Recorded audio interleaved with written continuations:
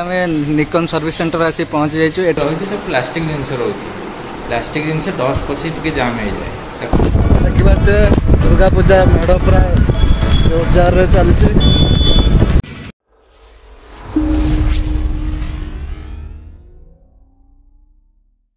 ନମସ୍କାର, ଜୟ ଜଗନ୍ନାଥ, ଜୟ ଶ୍ରୀରାମ। ତ କେମିତି ଅଛନ୍ତି ସମସ୍ତେ? ଆଶା କରୁଛି ଭଲ ଥିବେ ସମସ୍ତେ। ମୁଁ ବି ଭଲରେ ଅଛି। ତ ଆଜିର ଭିଡିଓକୁ ସମସ୍ତଙ୍କୁ ୱେଲକମ୍। ତ ଭିଡିଓ ଆଜିର ବହୁତ ସ୍ପେଶାଲ ହେବା ପାଇଁ ଯାଉଛି, କାହିଁକି ନା ଆମେ ଯାଉଛୁ ବଢିଆ ଜାଗା। କାହିଁକି ନା ଏଟା ରହିଛି ପୁରା ଥମ୍ବନେଲ ଦେଖି ଜାଣିପାରୁଥିବେ କୋଉଠି ଆସିଛୁ। ତ ବିନା ୱେଷ୍ଟ ନ କରିକି ଆମେ ଯିବା। Let's go video. ଦେଖ ତ ବର୍ଷା ଏତେ ଜୋରରେ ହଉଛି, ତଥାପି ଆମେ ଯାଉଛେ। ଆଗରେ ଜୋରରେ ବର୍ଷା ହଉଛି,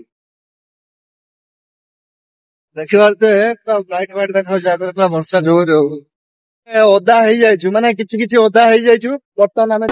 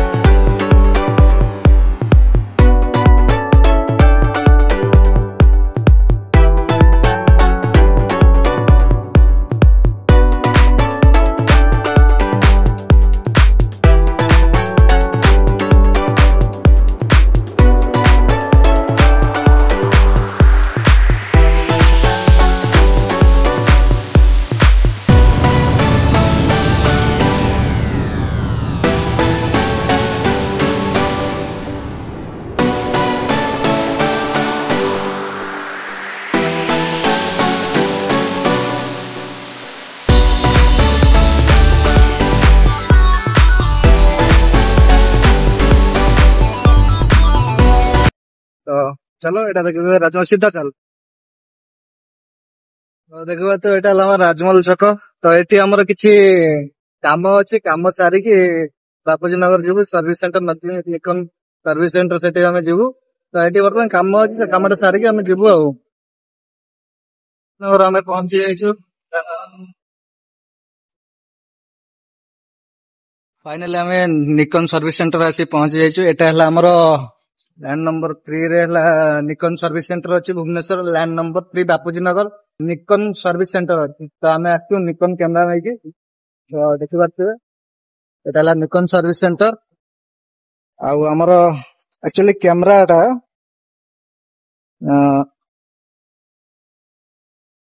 କ୍ୟାମେରାର ଏଇ ସୁଇଚ ଟା ପ୍ରୋବ୍ଲେମ ଅଛି, ମାନେ ଏଇ ନାଖି ଯାଉଛି ପୁରା।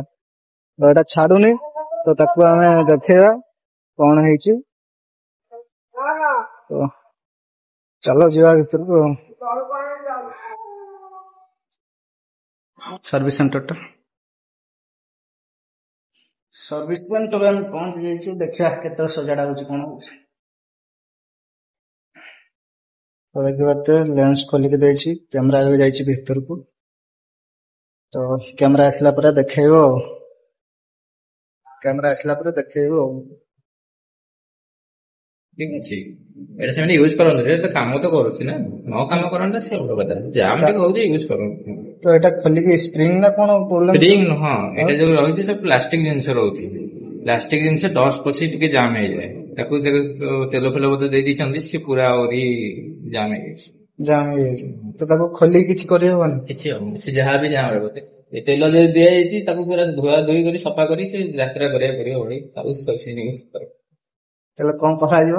ଏ ତ ବେଳେ ବେଳେ ଯେତେବେଳେ ନାଖି ରହୁଛି, ଧର ଆମର ଗୋଟେ ଭିଡିଓ ସୁଟ୍ ହଉଛି, ଶୁଣନ୍ତୁ ଆପଣ କେତେବେଳେ ଲାଖି ରହିବ, ଏପଟେ ରହିଲା ହାତ ଟିକେ ପେଲିଦେବେ, ଗଲା ସରିଲା। ତ ସମସ୍ତେ କରିପାରିବେନି ନା। ଧର ମୁଁ ଜାଣିଛି ଏଟା ମୁଁ କରିପାରିବି, ଧର ଯିଏ କ୍ୟାମେରା ଟା ନେଇକି ଯିବ ସେ ତ ଜାଣିନି, ତ ସେ ସିଷ୍ଟମ ଟା ସେଇଭଳିଆ କହିବେ, ଟା ଟିକେ ଜାମ୍ ଅଛି, ଏତିକି ହାତରେ କରିବାକୁ ପଡିବ। ଯେତେବେଳେ ଆମେ ଭିଡିଓ ସୁଟ୍ କଲା ବେଳକୁ ପେଲିବାକୁ ପଡିବନି, ଏମିତି କରିଦେଲେ ଏମିତି ହାତ ମାରିଦେଲେ ସେ ମନକୁ ପଳେଇବ, ବୁଝିଲା? ତାହେଲେ ତାର ଉପାୟ କିଛି ନାହିଁ? ଉପାୟ କିଛି ନାହିଁ, ଉପାୟ ଟପ୍ କଭର ଚେଞ୍ଜ କରିବାକୁ ପଡିବ। ଟପ୍ କଭର ପାଖାପାଖି 8-9 ହଜାର ଟଙ୍କା ସ୍ପେଣ୍ଡ ଆସିପାରି, କାରଣ ଏଲବି ସୁଇଚ୍ ଆଗରୁ ଆସୁଥିଲା, କିନ୍ତୁ ଏଟା ମଡେଲ ବନ୍ଦ ହେଇଗଲାଣି, ଏଲବି ସୁଇଚ୍ ଟା ଆଉ ଆସୁନି। ତା ପାଇଁ ପୁରା ଏଇ କଭର ୟୁନିଟ୍ ଚେଞ୍ଜ କରିବାକୁ ପଡିବ। ଏଇଟା ନୂଆ ଟପ୍ କଭର, ଏଇଟା ଟୋଟାଲ ଆସୁନି, ଏଇଟା ନା ସିଙ୍ଗଲ ମିଳିବନି। ୟୁଜ କରନ୍ତୁ, କିଛି ନେସେସରି ନାହିଁ ଚେଞ୍ଜ କରିକି କ୍ଲିନିଂ କରିବା। ଦେଖ ଏପଟୁ ଧର ରହିଗଲା, ତାକୁ ଟିକେ ହାତ ମାରିଦେଲେ ସେ ପଳେଇଲା, ଯେତିକି କାମ କରିବାକୁ ପଳେଇ ଯାଉଛି, ସେଟା ତ ପଳଉଛି, କିନ୍ତୁ ଅଡ ହଉଛି କେତେବେଳେ ଯୋଉ ଭିଡିଓ ସୁଟ୍ କଲା ବେଳକୁ ତୋର ସେଟା ନାଖି ଏକର ଯଦି ରହିଯାଉଛି, ଜାଣି ହଉନି, ସେଟା ହେଲା ଭିଡିଓ ଟା ଆଉ ହଉନି। ନା ଏଟା ଯଦି ଆପଣଙ୍କ ଲାଖି ରହିଯିବ, କି ପାଟି କାମ କରିବନି, ସେ ପୁରା ହ୍ୟାଙ୍ଗ ଟାଇପ ରହିଯିବ, ଏଗୁରା କିଛି କାମ କରିବନି। ସର୍ଟ ହେଇଗଲା ନା, ଜିନିଷଟା ସର୍ଟ ହେଇଗଲେ କାମ କିଛି କରିବନି, ହ୍ୟାଙ୍ଗ ଟାଇପ ହେଇଯିବ, ଫଟୋ ବି ଉଠିବନି କି ଭିଡିଓ ବି ଉଠିବନି। କରନ୍ତୁ, କିଛି ଅସୁବିଧା ନାହିଁ, କିଛି ପ୍ରୋବ୍ଲେମ ନାହିଁ ନା। ଆଉ ଲେନ୍ସ ଟା ଠିକ ଅଛି ନା ଦେଖିଲେ? ଏଟା କଣ ଆପଣ ସେକେଣ୍ଡ ହ୍ୟାଣ୍ଡ କିଣୁଛନ୍ତି ନା କଣ? ନା ଏଟା ନିଆ ହେଇଥିଲା, ଶୋରୁମ ରୁ ନିଆ ହେଇଥିଲା। ଲେନ୍ସ ଟା ହେଲା, ଲେନ୍ସ ଟା ଅଛି ଠିକ ଅଛି, କାରଣ ଏଇଟା ହଉଛି ମାନୁଆଲ ଲେନ୍ସ, ଆପଣ ଅଟୋ ଫୋକସ କରିପାରିବେ, ଅଛି ବଡ ଲେନ୍ସ ଟା ବି ଅଛି, ଯୋଉଟା ଆମର ଫୋକସ କରୁଥିବେ। ଲେନ୍ସ କିଛି ଖରାପ ହୁଏନି, ଠିକ ଅଛି। ଫଙ୍ଗସ ନା, ଫଙ୍ଗସ ନାହିଁ, ଫଙ୍ଗସ ନାହିଁ, ନା ସେ ଟିକେ ଟିକେ ଚଳିବ, କିଛି ଅସୁବିଧା ନାହିଁ। ମାନୁଆଲ ଲେନ୍ସ ଟା। ଆଉ ଗୋଟେ ହେଲା ଲେନ୍ସ ଅଛି, ମୁଁ ଟିକେ ସେଟା ବି ଦେଖେଇଦେବି, ଯଦି ସେ ଲେନ୍ସ ଟା ଫଙ୍ଗସ ଆସିଥିବ।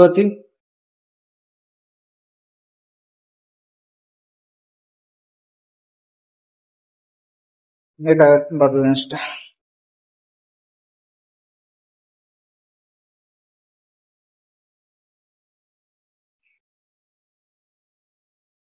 ଏଇଟା ବି ଫଙ୍ଗସ ନାହିଁ,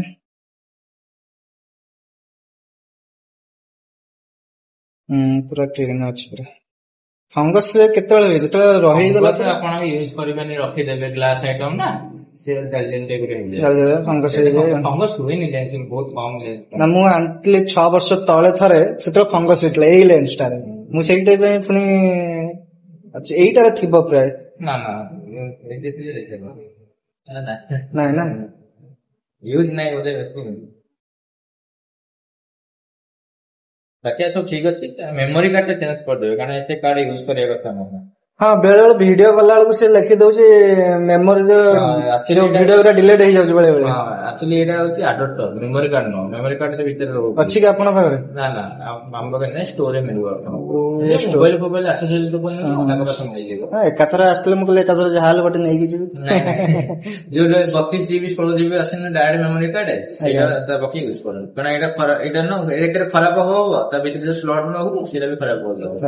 ଏଇଟା ୟୁଜ ହିଁ କରିବା କଥା, ଏମର୍ଜେନ୍ସି ୟୁଜ କରିବା। ତମେ ମେମୋରି କାର୍ଡ କଣ ଖରାପ ହେଇଗଲା, ତାହେଲେ ଯୋଉ ଡାଇରେକ୍ଟ କ୍ୟାମେରା ମେମୋରି କାର୍ଡ ଟା ୟୁଜ କରିବା ବେଟର ଅଛି। ସାଣ୍ଡିକ୍ସ ର ଗୋଟେ ଅଛି, କମ୍ପାନୀ ଯୋଉଟା ଦେଇଥିଲା ଅଛି, ସେଟା ହାଇ ସ୍ପିଡ ରହିବ, ଭଲ ଗୋଟେ 64 GB ର ବି ଅଛି। କିନ୍ତୁ ଏଇଟା କରିବାର କାରଣ, ମୋବାଇଲ ନେଲା ବେଳକୁ ଆମର କଣ ପ୍ରୋବ୍ଲେମ ହଉଛି, ଲେଟ୍ ହଉଛି, ତ ସେଥିପାଇଁ ଏଇଟା ନେଲେ କଣ, ମୋବାଇଲ ସାଙ୍ଗେ ସାଙ୍ଗେ ମେମୋରି ଟା ଗେଞ୍ଜି ଦେଲେ ସାଙ୍ଗେ ସାଙ୍ଗେ ହେଲା। ମୋବାଇଲ ତ ନହେଲେ, ମୋବାଇଲ ଘରେ ୱାଇଫାଇ ବି ଅଛି, ମୋବାଇଲ ଅଛି, ବହୁତ ଲେଟ୍ ହଉଛି। ଲେଟ୍ ହଉଛି, ଯୋଉ ଯିବା ପାଇଁ, ଯୋଉ ଟ୍ରାନ୍ସଫର ହେବା ପାଇଁ ଲେଟ୍ ହଉଛି, ତ ଆଉ କିଛି ଉପାୟ ହବନି। ମୁଁ କହିଲି ଏଇଟା ଥାଉ, କିଛି ଅସୁବିଧା ନାହିଁ, ମୁଁ କାମ କରୁଛି, ଦେଖିବା ଯଦି ପୁରା ଭାଙ୍ଗିଗଲା ତାହେଲେ ଦେଖିବାକୁ ଲାଗେ। ବାକି ରହିଲା ଏଇଟା ୟୁଜ କରନ୍ତୁ, ସବୁ ଠିକ ଅଛି, କ୍ୟାମେରା ଠିକ ଅଛି, ଲେନ୍ସ ବି ଠିକ ଅଛି, କ୍ୟାମେରା ବି ଠିକ ଅଛି, ଖାଲି ସୁଇଚ ଟା ଟିକେ ପ୍ରୋବ୍ଲେମ ଅଛି, ସେଟା ଟିକେ ଇଏ କରିଦେବେ, ଜଷ୍ଟ ନର୍ମାଲ ହାତ ଟିକେ ମାରିଦେଲେ ପଳେଇବ, ଚଲେଇବାକୁ ବି ପଡିବନି।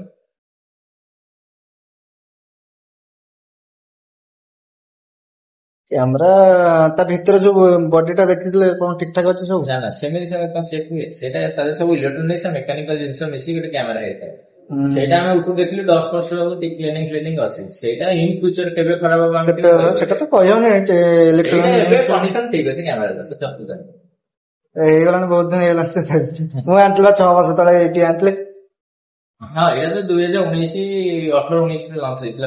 3-4 ବର୍ଷ ତଳେ ହେଲା ଆଣିଥିଲି ମୁଁ ଏଟା। 6 ବର୍ଷ ପାଖାପାଖି ବୋଧେ ହେଇଯିବ। ଠିକ ଅଛି, କିଛି ଅସୁବିଧା ନାହିଁ, ୟୁଜ କରନ୍ତୁ। ଏଇ ଜାଗାକୁ ଆସିଥିଲେ ଏବେ ବର୍ତ୍ତମାନ ଆଉ ଜାଣିପାରୁନି। ବହୁତ ଜଣ ପଚାରିଲି, ସେ କହିଲେ 2-3 ଜଣ ପଚାରିଲି, କହିଲେ ସେ ପୁରୁଣା ଯୋଉଠି ଥିଲା ସେଇଠୁ ଉଠିକି ଆଉ ଗୋଟେ ଜାଗାକୁ ପଳେଇଛି। ତାପରେ ମୁଁ ଦେଖିଲି ଲ୍ୟାଣ୍ଡ ନମ୍ବର 3, ସେଇ ଜାଗାରେ ଦେଖିଲି ହଁ ଏଇଠି ଅଛି, ଏଇଠି ବାପର ଆସିଥିଲି 3-4 ବର୍ଷ ତଳେ ଆସିଥିଲି।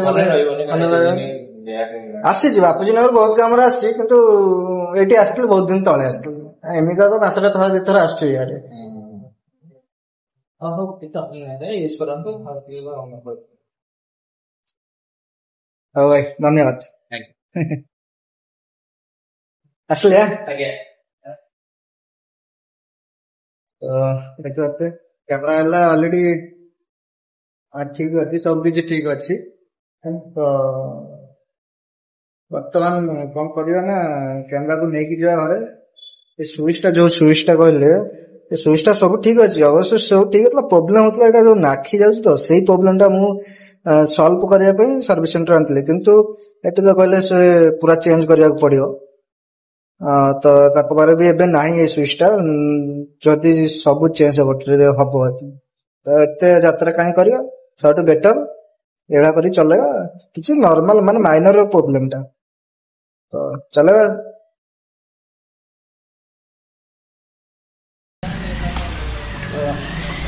ଆମେ ଆଇଲୁ ତଳକୁ ଆଇଲୁ। ହଁ ଯିବା। ଲୋକେସନ ଟା ଏଇ ଲୋକେସନ ରେ ହେଲା ନିକନ ସର୍ଭିସ ସେଣ୍ଟର ଅଛି ଆଉ।